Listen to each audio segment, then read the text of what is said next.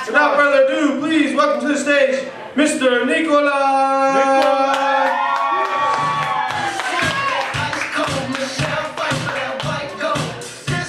It's hard to tell sometimes, tightly squeezed into a seat so the sounds you would be hearing are tinted by bus windows. The emergency seat is right ahead of you. You wonder why someone put it there. You don't really know where you belong.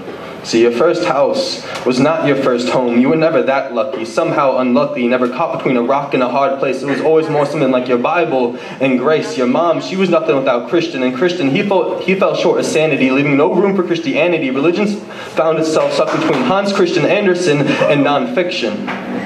This displacement of your childhood literature confused you.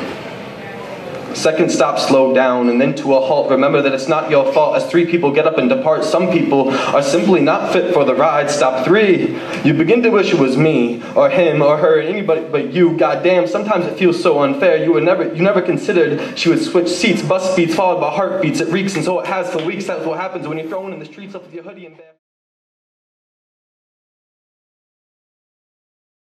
Sung a million times over in the same spot. It's always the same spot. Despite the misleading name, North Carolina is the South. Am I right, y'all? And in the South, we do things a little bit differently, don't we? We even got different words for things, like how animal is interchangeable with critter, y'all is you all, yonder means like over there. And in my house, we call my parents Mimi and Papa. Alex Tanner, I'm a sophomore here at App, and I'm doubling in psych and creative writing. I came from Carborough, lived there most of my life, but I was born in England. Just half my family is still over there. That's very interesting. So why poetry? I'm not sure. It wasn't something I really chose. What's weird is that after I got into it, I learned that it had been something a couple generations back in my family. I knew my grandpa had been an English professor, but I never really knew, I hadn't thought about that too much. And then after having gotten into it up here, I learned that my dad had originally been studying English and wrote poetry and stuff, and was kind of amused to find out that I just sort of accidentally ended up in the same place. That's amazing. That's amazing. But,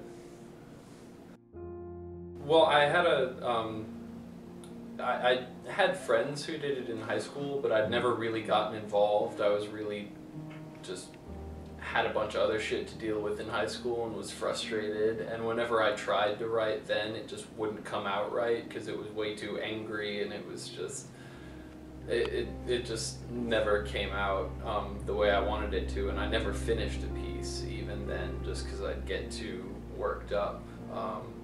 But then I took a couple gap years between high school and college, and during that time, towards the end of it, I started taking community college classes to try and get back into the habit of academia so that I could come up here and at least have my feet on the ground. And part of what that entailed was I had to take these long bus rides because I didn't have a car to get to the community college. And so I was looking for something to fill my time with there, and I was just, and on one of those bus rides I was just like, well, why don't I just try writing?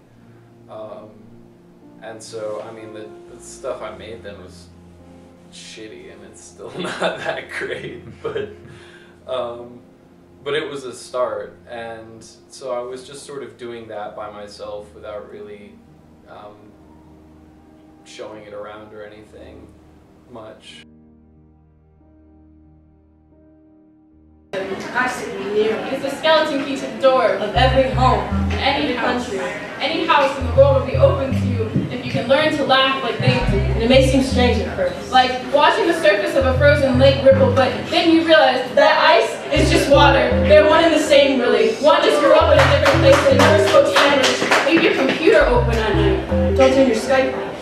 We've all heard stories about what happens to the people who aren't open with themselves. They spend the rest of their lives loving the strangers they've known for years, wondering why the mirror reflects only their shadow. And that's what the art is, stirred, not shaken. So but she'll know it's 5 o'clock somewhere. Like for you all. All the time.